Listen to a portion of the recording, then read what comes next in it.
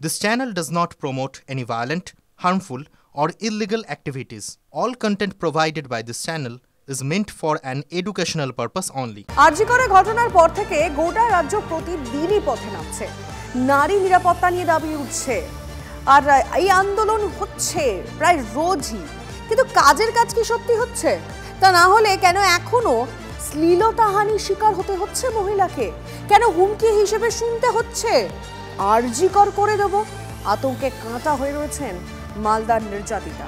দিনে দুবার ব্যবহার করো স্টপেজ ক্রিম আর নিজেকে রাখো এভারগ্রিন কেয়াশেড আরোমা থেরাপি স্টপেজ ক্রিম আর খুঁজে পাও নতুন আমিকে।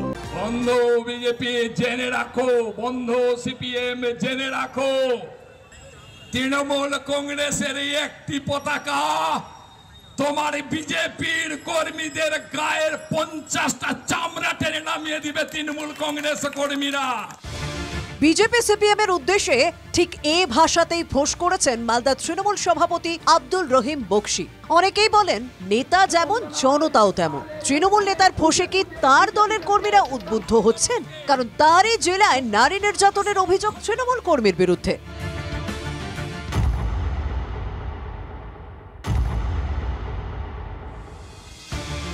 জায়ের সঙ্গে পারিবারিক বিবাদ, তার জেরে মহিলার বাড়িতে হামলা, বিবস্ত্র করে নিগ্রহ, আত্মীয় সহ প্রতিবেশীর বিরুদ্ধে গুরুতর অভিযোগ মালদার চাঁচলে।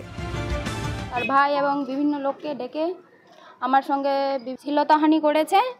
7 তারিখ রাত্রেবেলা আবার 3 জন ব্যক্তি আমার বাড়িতে এসে আবার আমার সঙ্গে খারাপ আচরণ করেছে। 6 সেপ্টেম্বরের ঘটনা। চাঁচল থানায় অভিযোগ করেছিলেন নির্যাতিতা, তারপরই ফের হামলা। এবার আরজি করের উদাহরণ টেনে ধর্ষণ খুনের হুঁশিয়ারি। আমাকে হুমকি দেওয়া হয়, তোমাকে প্রাণে মারবো, তোমাকে রেপ করব, আরজি করের মতো ধর্ষণ করে তোমাকে রেখে দিব।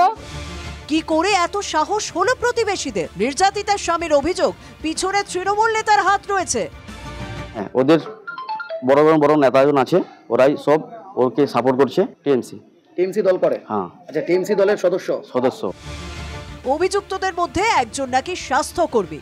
নারী নিরাপত্তা নিয়ে সরব বিরোধীরা। যেই ছেলেটি গিয়ে ওখানে হুমকি দেয় বা কিছু দেয়, সে হচ্ছে স্বাস্থ্যকর্মী। কিনা কি যে আরজি করের ঘটনা ঘটবে আবার, তার মানে কতটা এদের মধ্যে দুঃসাহস। তারা কি করে? তৃণমূল করে। মহিলা যদি সত্যি থানায় কমপ্লেন করে থাকেন তাহলে আইনের ব্যবস্থা নেবে, আইনের পথেই চলবে। সে তৃণমূলের কর্মী হোক আর তৃণমূলের বড় নেতাই হোক।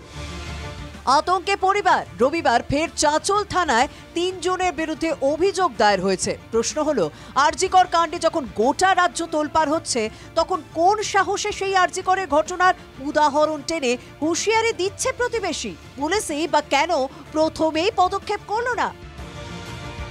মালদা থেকে শুভতোষ ভট্টাচার্যের রিপোর্ট, TV9 বাংলা।